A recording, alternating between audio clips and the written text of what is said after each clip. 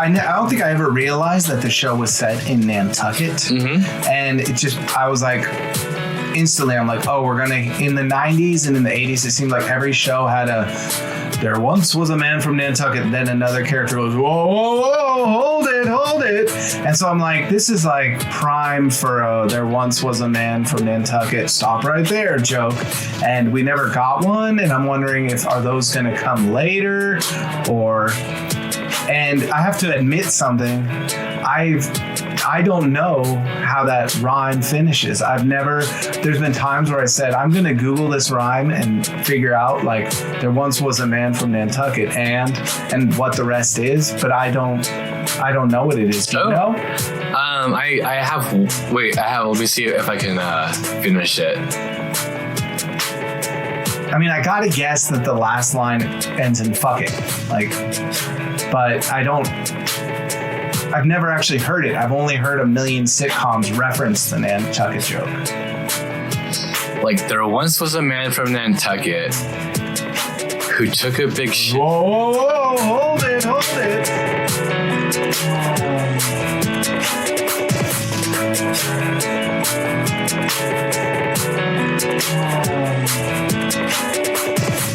Like, there once was a man from Nantucket who took a big shit in a bucket.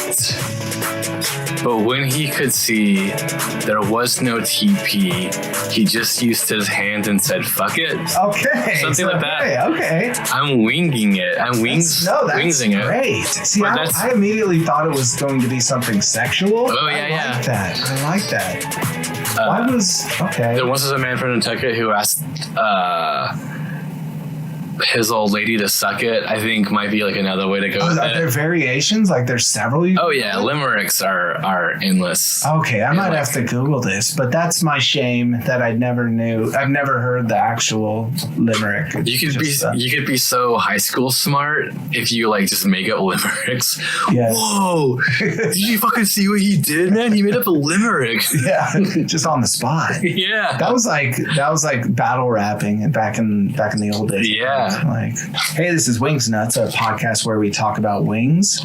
I'm Jarred, and I'm here with Emerson. Emerson, how are you? I'm good. Let's tighten that nut and see what happens. All right, these nuts are tight. So let's get right into it. So, Emerson, what were you doing in 1990, and like, what's your Wings connection? I definitely watched Wings with my parents because I think it was part of the NBC block. I can't remember what other shows they positioned it so that it was between episodes that we were already watching. And so we watched it, I think, from the start. And it continues to be one of my mom's favorite shows. And in 1990, I would have been in the 5th grade, I think. And my memory's not that great. Wings is a show I've probably only seen like 10 episodes of. I'm a huge sitcom aficionado. I was also 10 years old in the year 1990. The lead into Wings was Cheers. It came on after Cheers at 9:30 on Thursdays. And I know for that first season, at least, I was watching Twin Peaks. I didn't really catch Wings until probably some of the later episodes. Were they airing it on the same night? Yeah. Okay. Yeah. We were a VCR family. SLR. So you would tape one show and watch another one? Mm-hmm. Yeah, we did that as well.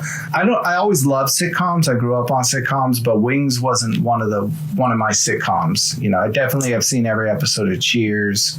Yeah, Wings wasn't my jam. So I'm excited to have this chance to watch every episode and see what I missed all those years ago. And we hope to touch upon the era that this took place. So we'll be looking at issues of the Boston Globe that coincide with the release date of each individual episode. And we'll be reading the Boston Globe because you might imagine the people working around Tom Neversfield's picking up a copy of the Boston Globe and reading it. The show obviously took place in Nantucket, which is just a hop, skip, and a jump from Boston. That's their local closest metropolis. Mm-hmm. So I wonder if Nantucket has its own newspapers too. they probably they do, and I kind of the issue I had was I couldn't find archives for it. Okay, So yeah. it's handy that I could find archives for it. If we went to like the Nantucket Library, maybe we could find that. But Definitely. I don't have that kind of commitment to this podcast. yeah, of course. But the show premiered on April 19th, 1990, one day before Hitler's birthday, or 420, whichever one you celebrate. Mm-hmm. And I also looked at a couple earlier issues of the Boston Globe just to catch some initial reviews of the show. On the Sunday in the weekend edition of the Boston Globe, Sunday, April 15th, preceding the premiere of Wings, Bruce McCabe wrote a kind of glowing piece about the show coming up.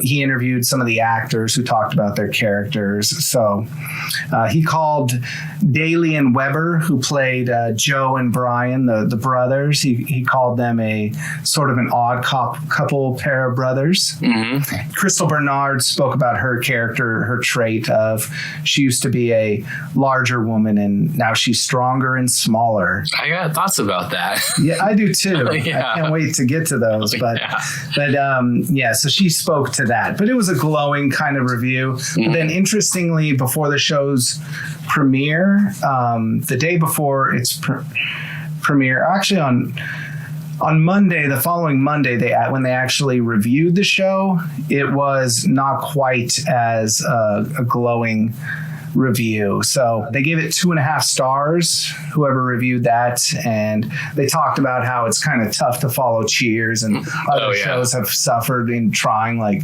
they name checked Night Court and Dear John, kind of highlighting those as kind of run of the mill sitcoms and not quite up to the quality of Cheers. And so I'll quote it as saying, if you're going to steal from yourself, Cheers isn't a bad place to start. And what the writer was highlighting is that this Wings has the same producers, writers, kind of directors as Cheers did. A few of them, right? Yeah. But like I know not like who's the big daddy, the guy that directed every episode of Cheers. Was it James Burrows? James Burrows, yeah. Yeah, he directed the pilot of Wings. Oh, he did? I didn't realize that. So he did. Yeah, I don't think he stayed in for the long haul. We'll have to watch more episodes to see, but he definitely directed the pilot. Okay.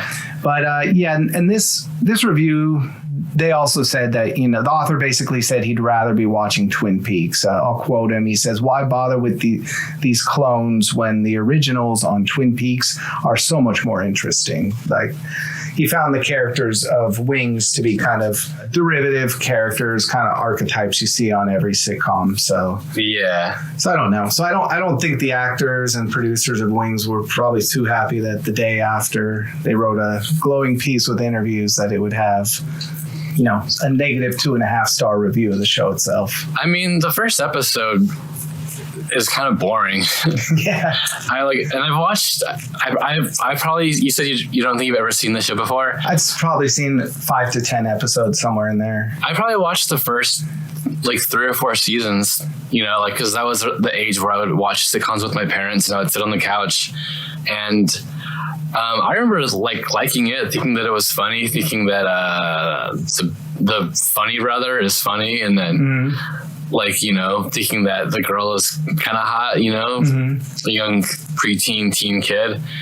But I feel like the pilot is just trying to establish the relationship between everybody a lot in a way where it was kind of boring. Like, it's not really funny until Lowell, I think, is the funniest part. Actually, I think I'm jumping the gun, though. We should probably talk about that later. Yeah, that's fine. We're both excited to talk about it. Yeah, but I'm just saying that, the reason why... You're not surprised that it had a lukewarm review. Yeah, because...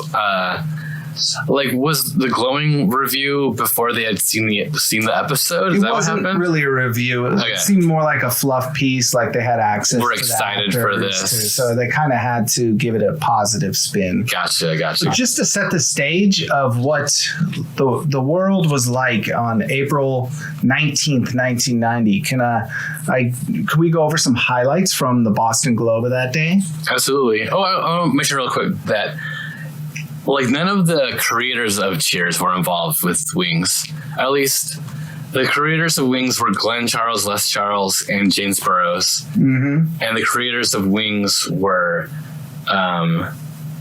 David Angel, Peter Casey, and David Lee, who I think were all writers on Cheers. They were writers on Cheers. Okay. Yeah. So it's kind of an in the family of Cheers. Was that Rebecca by then? Like when Cheers? Cheers was on its not its final season, but I think its penultimate season in 1990. Okay. So, but they still were getting the ratings. Cheers went off the air, I believe, because Ted Danson wanted to leave the show. And yeah, interested 100%. In replacing him. My parents loved Cheers. I mean, they loved Cheers from the beginning, but I think they extra loved it when a Scientologist was on the show. They would support Kirstie Alley. They're fans of the Scientologists. Yes. Yeah. Which I'm sure we'll find out more about why later when we have your mom on the show. Yeah. This issue of the Boston Globe, I love that on the front page there's a picture of a little girl wearing roller skates kicking a football. I don't know why, but let's go over some of these headlines and it'll tell you a little bit of what was going on in that day. Headline 1, sex selection in a test tube. So this was an article about how scientists genetically selected the sex of a baby in a test tube. They also had a piece on Earth Day. They were trying to make Earth Day a thing in the 90s, which I definitely remember because my nickname in 4th and 5th grade was Earth Boy. Okay. And like I was I had like a environmental club at my school and stuff, and I was just like really concerned about the Earth. But you know, the world embraced Earth Day. We overcame climate change and global warming, and everything's good now. So we don't really celebrate Earth Day anymore, right? Yeah, unfortunately. I also remember peace signs. Uh-huh. Like this girl I had a crush on in like the 6th grade bought me like a peace sign, and I thought it was the coolest thing in the world. Yeah. Where did that lead? It went nowhere. Oh, okay. I mean, I don't know. Like, I don't know where many of my elementary school, I mean, who does? Yeah. Classmates are. I know where a few of them are. We did like a reunion on Facebook, but Brian and Joe know where their classmate lady friend is up to. They work with her. They do. Okay, this headline, and I remember this in the kind of ether. Court backs Ohio ban on pornography. So Ohio was banning the ownership of child pornography, and the Supreme Court ruled that that's cool, Ohio. Go ahead and ban that. Right. I think they were arguing, the other side was arguing that it was a violation of their First Amendment rights. Yeah. To have child pornography be like declared illegal. Yeah. But the court ruled that like it endorsed or like promoted abuse, which fucking great. That was a good decision. Absolutely. Put that one in the good tally. And I love this Bush stance on global warming, kind of tying into the Earth Day. Mm-hmm. So there was like a big symposium or gathering of delegates from different countries, and George H.W. Bush kind of got egg on his face because some documents leaked that showed that he wasn't really there in good faith, and he had a memo called Talking Points, which I'll quote it. It kind of guided him to where he should lead the conversations in the U.S. stance, and this document, Talking Points, said a better approach is to raise many uncertainties that need to be better understood on this issue. So kind of weighing the economic burden of making changes to reduce greenhouse gases. And I found that interesting because that's still kind of the thing holding us back today that you hear so often when there's any inertia on making a real change on climate change. Which is weird to me because the Bush family are big solar panel families, right?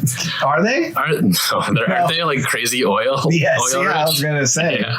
I love this story. It kind of highlights how in 1990, Lithuania had recently broken away from the Soviet Union.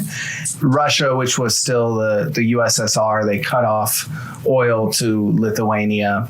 And then interestingly, on a sidebar article, they highlight a story about a plane hijacking of a person from a mental institution stealing a plane. Oh, I read that. To take it, and he said either we fly to Vilnius, I'm sure I'm pronouncing that wrong, or I blow up the aircraft. I belong to the cast of immortals and have nothing to lose.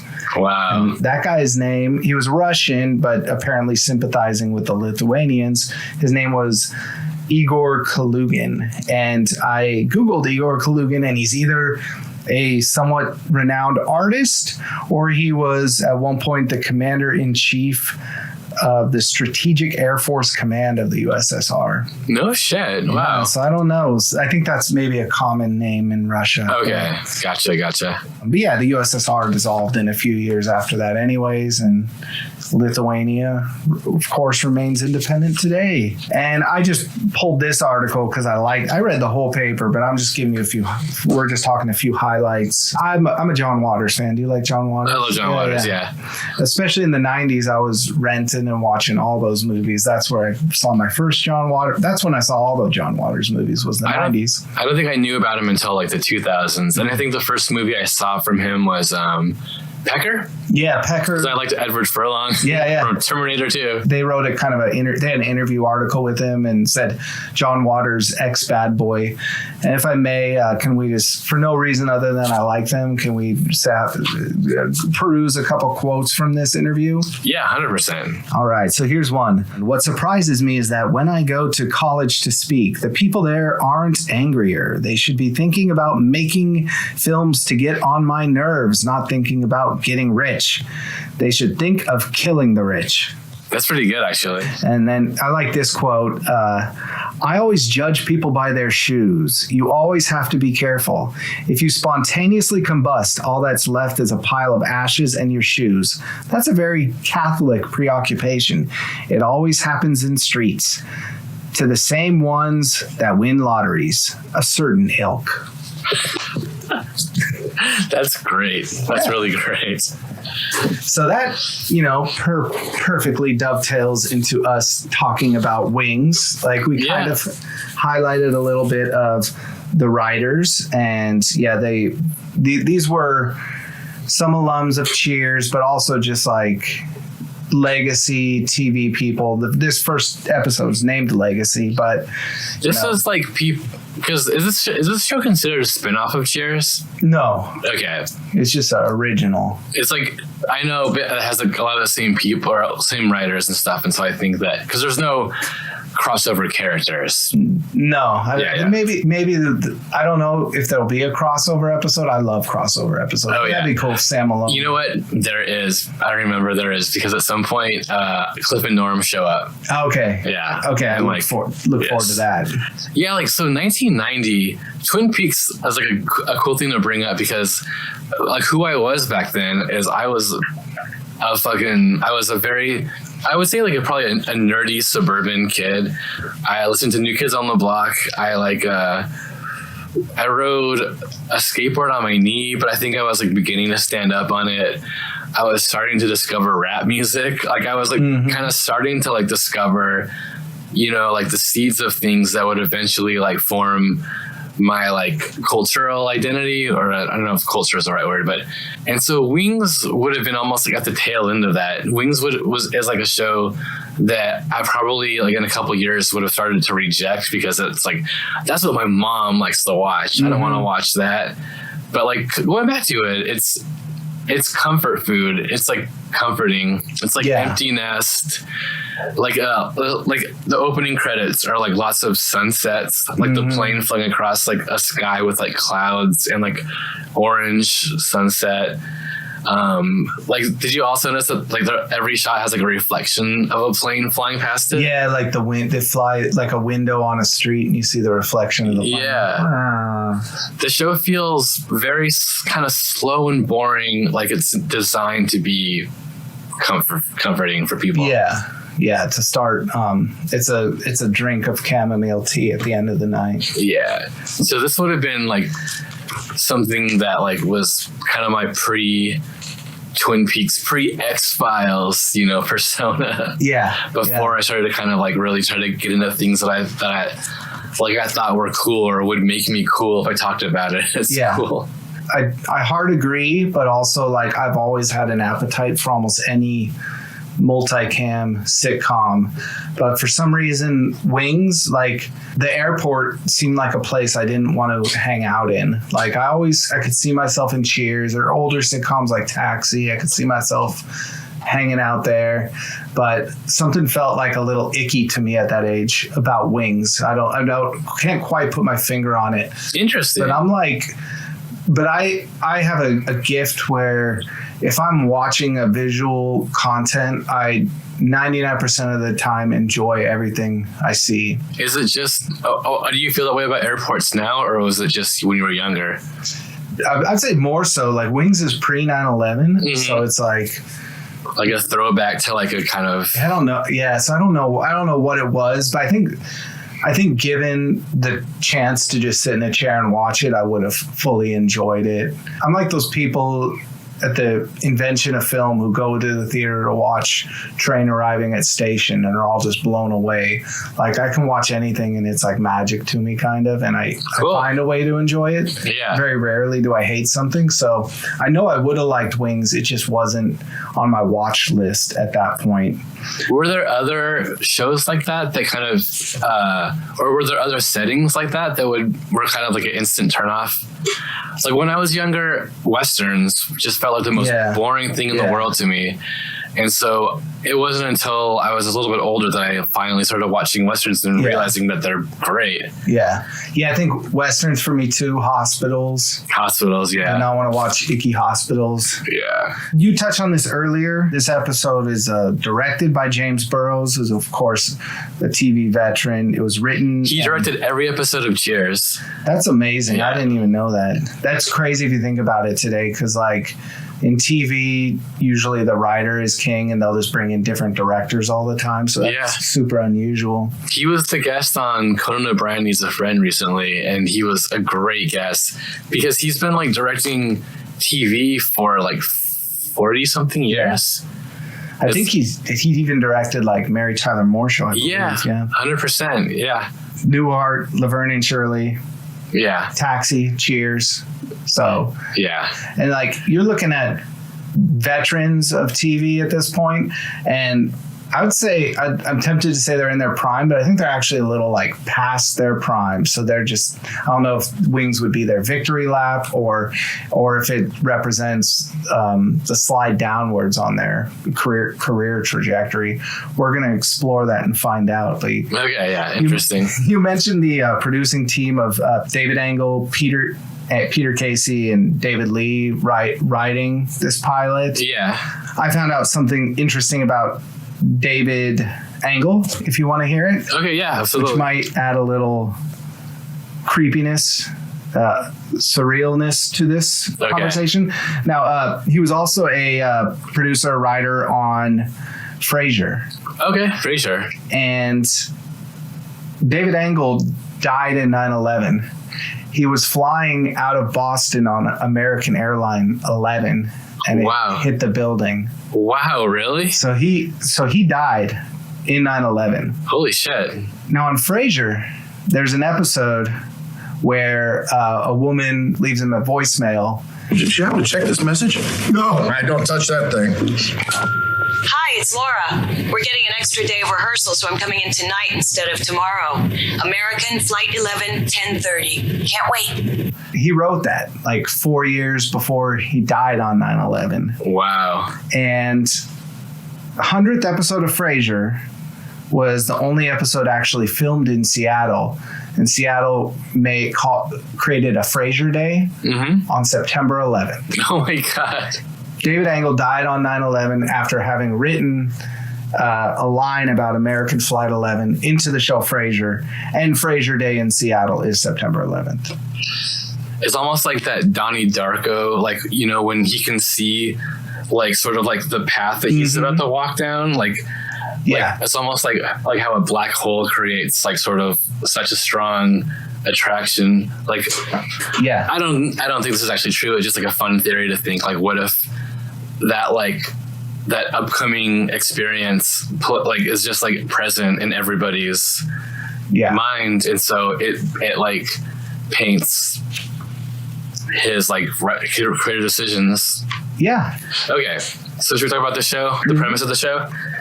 Two brothers. Wait, so Tim Daly plays Joe. Buttoned up Joe, who runs an airline at Tom Nevers Field Airport in Nantucket, Massachusetts. And he receives a package from his like deceased father. Yeah. That can only be opened in the presence of his brother, his estranged brother, Steven Weber's character, Brian Hackett. Yeah. So Joe Hackett and Brian Hackett, and they, you know, like basically it's the father forcing them to go on like a they call it a wild goose chase. Basically, to like reunite them, basically make them get over the quote unquote pig that Brian Hackett stole from Joe Hackett previously, creating like a rift. Joe Hackett is like super straight, like super anal, like labels every drawer, even the drawer that says empty, which is a big joke. And then Brian Hackett is like the ne'er-do-well, like, right, like he's like the playboy, funny, wisecracking loose guy who's like really sexist, which I'm ashamed to say, like, I think he's why I like the show. Like he's is kind of cool. He like you know, hands in his pocket, and he's always like cracking a joke, and he's like wears like a leather jacket. Looks like the pilot from Tailspin, or like you bought an Indiana Jones costume at Spirit. Yes. But I gotta say, I was put off by him as soon as he walked in, because he was pairing that jacket with like sandals. And like going back to what John Waters says is I like that quote because I like judge people by their shoes, and I'm just like, oh, like a brown crackly leather jacket with sandals on the bottom. You know what I love about that is that like his one of his first jokes is making a comment about the way that Joe's dressed.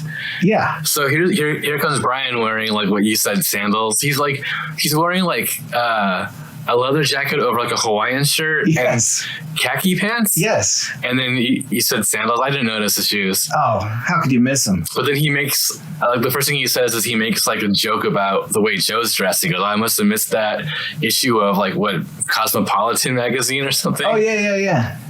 And then later he calls him like, he says something about his baggy pants, but the pants weren't that baggy. Yeah, I mean, like Tim Daly definitely ages much better, like fashion-wise than. Oh, for sure. Every sitcom pilot, you find like they often Did we get like a glimpse of your alien pilot?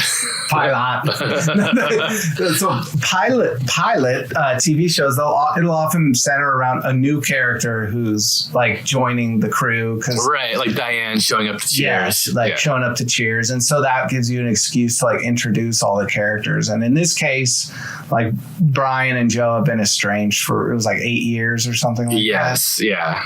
Which I'm like, I had some questions about this because their father had recently died. Like you got a sense from one of the lines that maybe it was like been 6 or 7 months because it took a while to work out his estate or something. Yeah. But even if you're estranged from your family, it seems like if your father dies, you reunite at the memorial. Yeah. Or one of you calls the other to be like, hey, do you hear about Dad? I was wondering about that. But it's clear like nothing has been said between them in 8 years. And so it's a forced backstory. Like it definitely feels like not super well thought out. Yeah. And just so you kind of have this like oil and water dynamic, odd couple dynamic to their characters. Yeah. And they paint the dad as like, you know, Joe's saying how the dad is kind of like he was going a little senile and stuff. Right.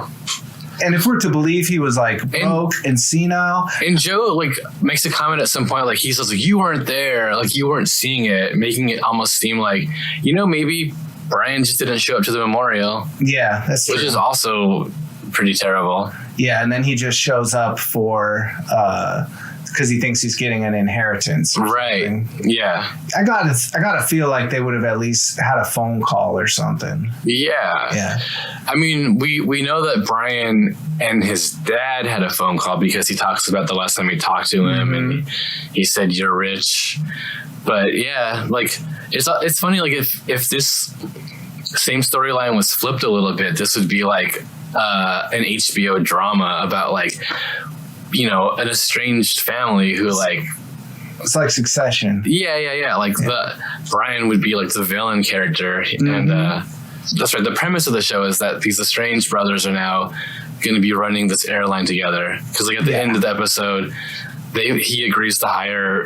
Joe agrees to hire on Brian to be a pilot, and all's well that ends well. I guess so. Yeah. But then beyond that, so also at the airport is Helen, who her backstory is that she was like childhood friends with Brian and Joe, but she was really fat. Yeah. They describe her as a whale.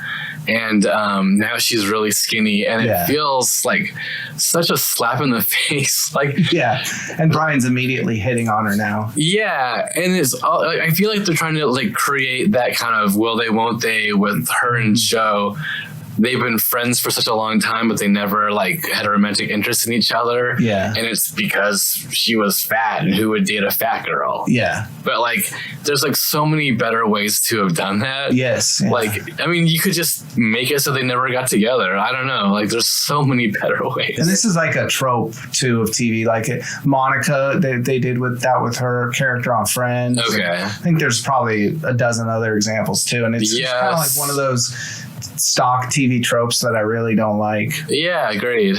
How many like people tearfully like had to like tell their therapist that they got an eating disorder from fucking wings? What, like eating wings? Or no, the TV show, 1990s TV show, you know, Airport, set in Nantucket. Yeah. Yeah, nope. I get a lot of patients now that say the same thing. But I will say, like, so I think that Lowell is the funniest character. And Lowell's the jack of all trades mechanic kind of guy at the airport. And then who's the Mr. Belvedere that's like that runs the other airline? Roy Biggins. He runs the competitor airline that has 6 planes instead of just the one. Oh, gotcha. I didn't realize that they had 6 planes. Yeah, he made a point of saying that. Okay. So that we, the audience, knew. Yeah. He's like the big fish. And him and Brian, of course, are like immediately antagonistic to one another. So that should lead to a lot of fun. Of course. Forward. Yes. He like takes the place of like the stern boss. Yeah. But I know you have more to say about Lowell because you're a big Thomas Hayden head. Yeah. Sideways is my favorite movie. Yeah. Is a favorite movie. It's not, I mean, I don't know. Maybe on the right day it is my favorite movie, but it's one of my favorites. And I think that he's great in this. He has, I think, the funniest joke in the whole episode. What I like about his character is he's weird, but he's not stupid. Like, they often have this type of character in shows. Yeah. Sometimes it's just, they're really dumb. But he has, like, great vocabulary. He doesn't say anything that's inarticulate. He's just weird. I know it's going to be a wild ride with Lowell, so I've made a point of just writing down all the weird traits I caught. Okay. And I want to keep a list going forward just to like have this massive compilation of every trait and see if they're kind of consistent. When Brian made a comment about Howard Hughes, Lowell found in common with Howard Hughes that he likes to sit on Kleenex sucking applesauce through a straw. That was my favorite joke of the whole episode because of the way he delivers it. Yeah. Wow, all that money and he and I have the same hobbies or something like that. And then after after the next line, he reveals that he collects his toenail clippings in a mason jar. And then he says, wow, this is uncanny. Keep this pace up, you can end up like Howard Hughes, locked in a hotel room, sitting on Kleenex, sucking applesauce through a straw. Isn't that something? All that money and his hobbies are the same as mine.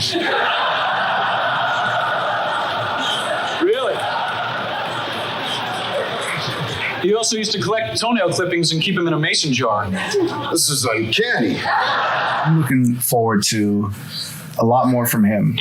And then Steven Weber comes in, like, yeah, because Tim Dale or Joe Hackett is, in fact, like that whole first scene is like not very joke heavy. It's just like at least the first scene of Cheers is that whole scene where like the little kids trying to use a fake ID. Yeah, and that's really fun and funny. The opening scene of this episode is like, yeah, Joe Hackett kissing his plane. Yeah, he comes in the hangar and sweet talks and kisses his plane. And tells it like how beautiful it is, which gets like a little joke saying like, oh, thank you.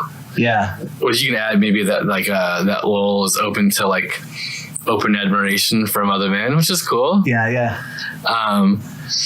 And then, yeah, like it's just that.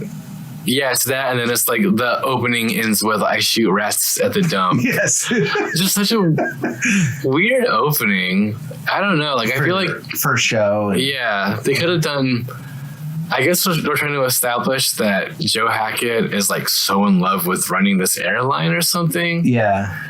Which, when you actually see him flying a plane later on, you don't get that. He's having a screaming match with Brian, and one of the passengers has to tell him that, like, oh, you missed the landing there. Yeah. Does he truly love this? Who knows? I also feel like that was one of those sets that they get the budget for the pilot, but we'll probably rarely see that set of like the plane sitting in the hangar again. Oh, that's a good point. I do think that you see it again, but I'm not sure. And then Tony Shalhoub is like a character that shows up in season 3, I think. That was a major disappointment to me, realizing we get no Shalhoub this season. Like, I was like looking forward to him. I forget who.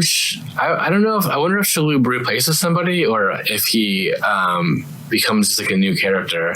Well, I know from the thumbnails of Wings, as I went to choose an episode, that a lot of characters end up being added. It looks like they're probably love interests to Joe and or Brian. Gotcha. We haven't mentioned Faye. She's kind of like Faye. She's the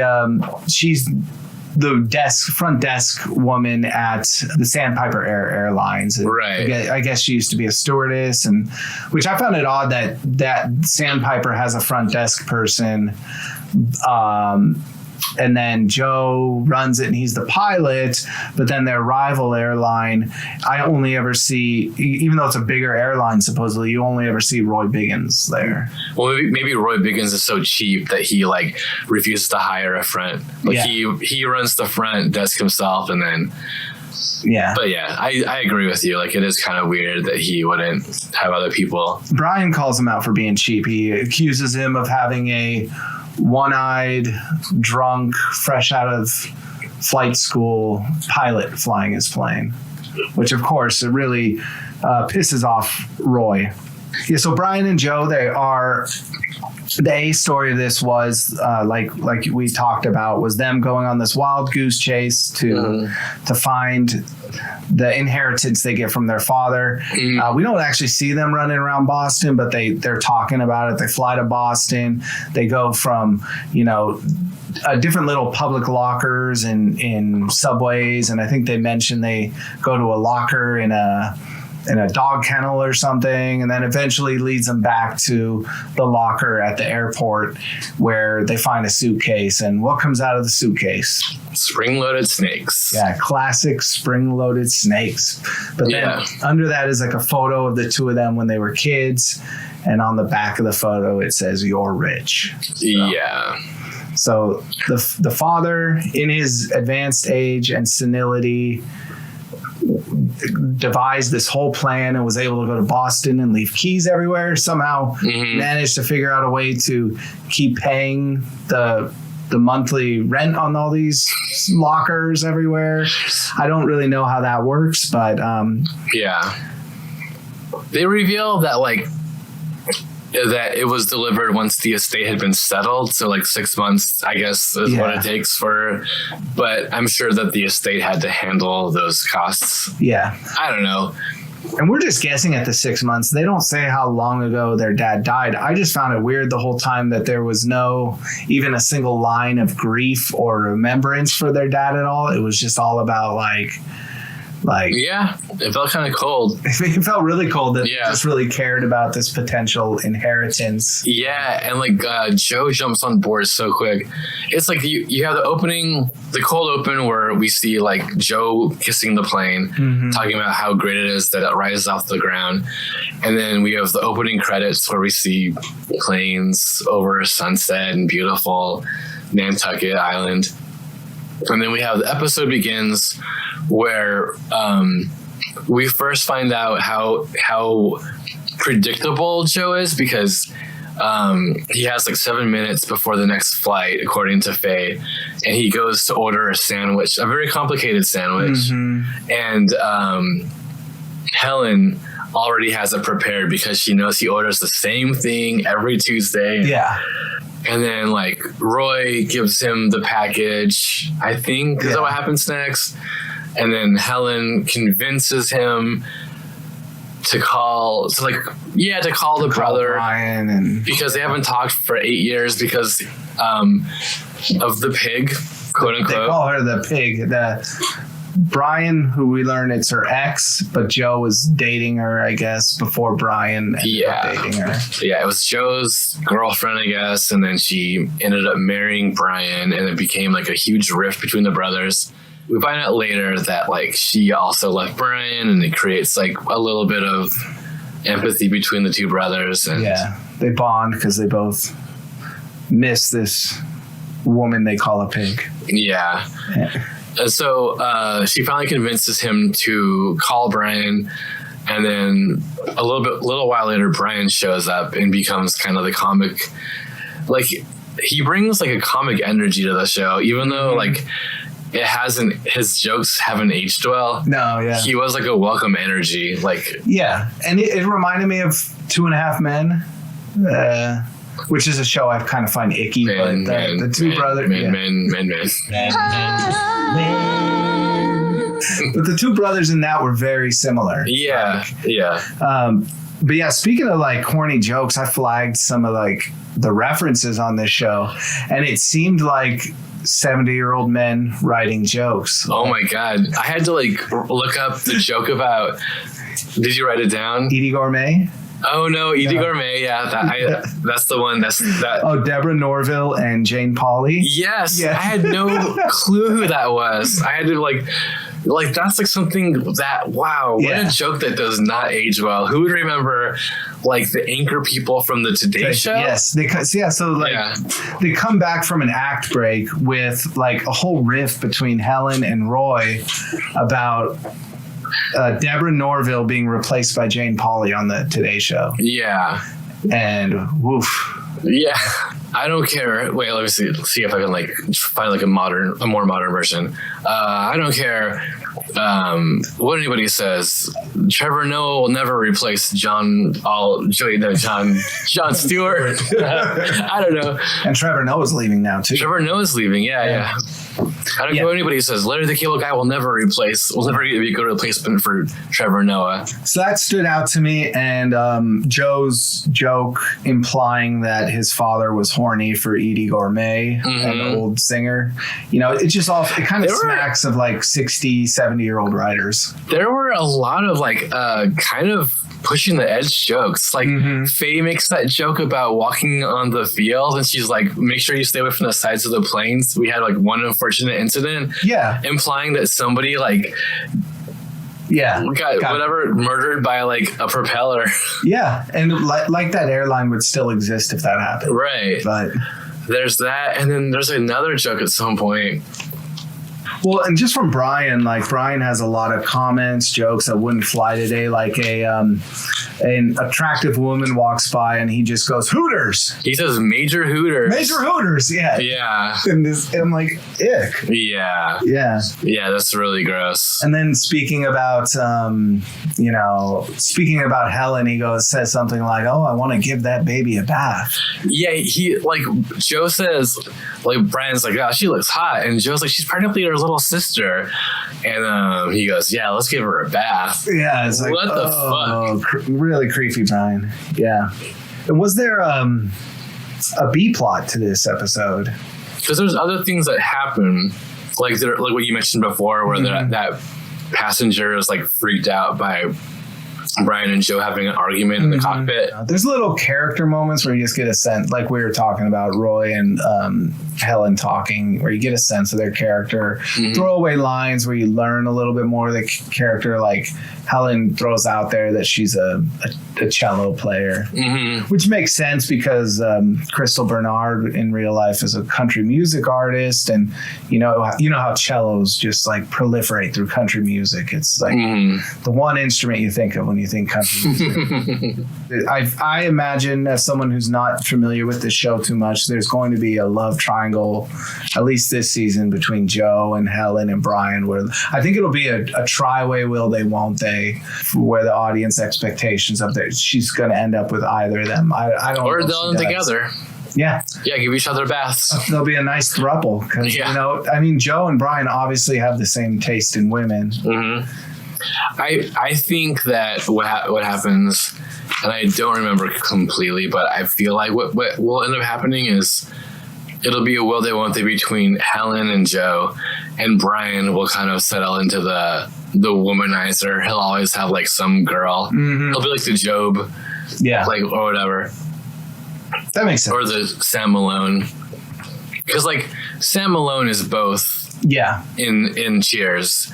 But I think in Wings, it's kind of like Joe is like the monogamous, whatever, one woman, and Brian is going to be like the womanizer, like chasing after any girl. I gotta say though, I think Sam Malone like has more swag and is like a little bit. He didn't come off as creepy as Brian does to me. Right. Which is funny because, well, I was about to say like, what's cooler than being a bartender? But then I was like, being a fucking pilot. Actually, but he was a bartender baseball player. That's true. Yeah, being a pilot is like a cool thing. It is pretty cool. Yeah, fair enough. But Brian is just like, I'm hoping that like over time they mellow him out.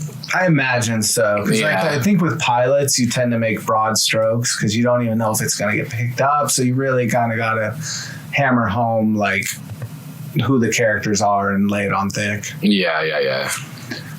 But we'll find out as we watch more episodes. Next episode, we'll be talking about episode 2 of Wings, and we'll like kind of find out where these characters go. Do you feel like we talked about this pilot episode enough? I think so. Should we give this a rating?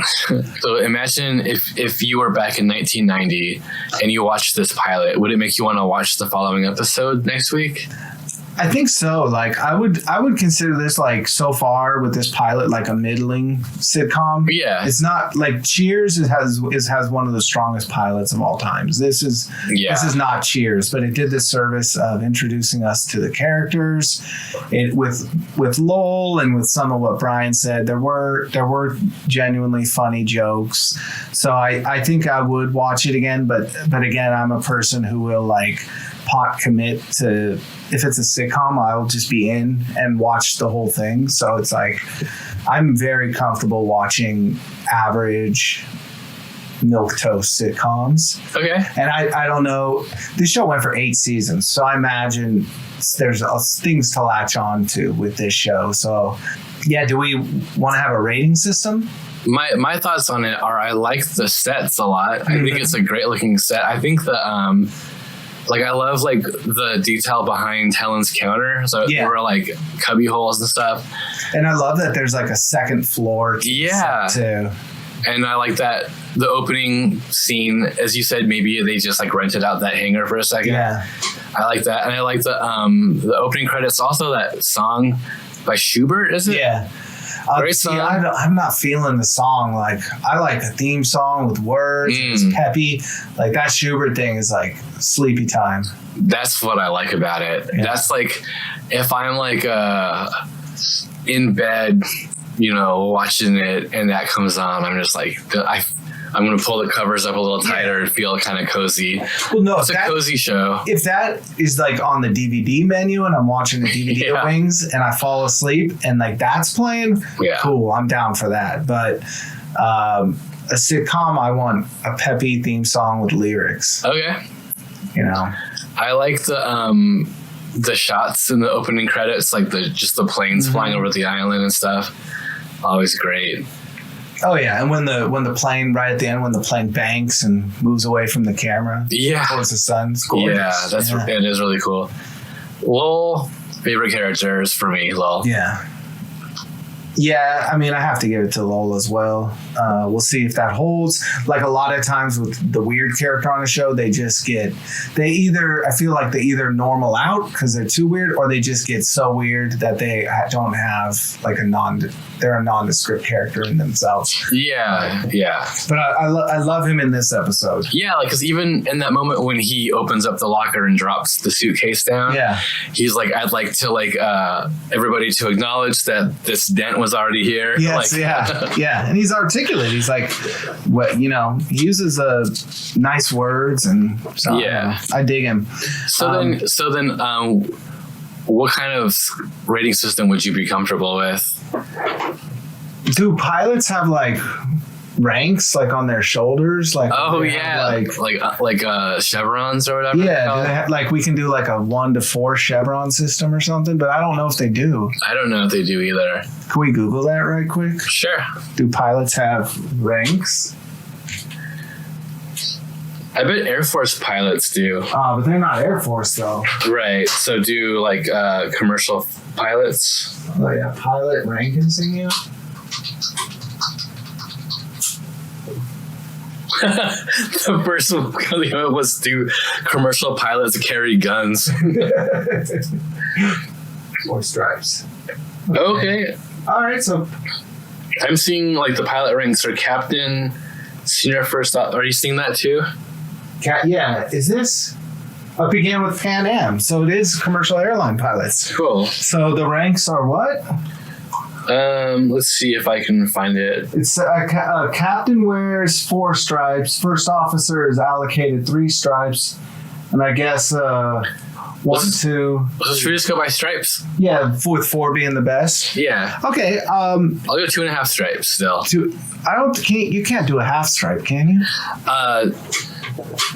So you're with that Boston Globe. I'm with that. No, sorry, I did say 2 stripes earlier. So 2 stripes. Yeah. But I do want to have the option for halves in the future. But we'll figure out a way. 2. That's fine. I'll say 2. If I was doing that, I would say 2 stripes and a little pinned on wings. Yeah. The little ones a pilot gives a little kid or something. Yeah. To be like, hey kid. So I'm the only problem I'm having is, am I stacking this against every other sitcom ever made? Because the worst episode of Mary Tyler Moore is better than this episode. Okay. Am I ranking? So I think I'm going to have to start with that scale, but then as we go on, I'll probably shift to as a Wings episode, how does this rank? Okay. So that works. Because as a Wings episode, I would say this would probably at least have to be like a 3 or something, but I don't have what to stack it against. But I'm going to say this is, what do you call these rankings? What do you call them? Stripes? Stripes? Okay. Yeah. So I'm going to give this 2 pilot stripes. Okay, cool.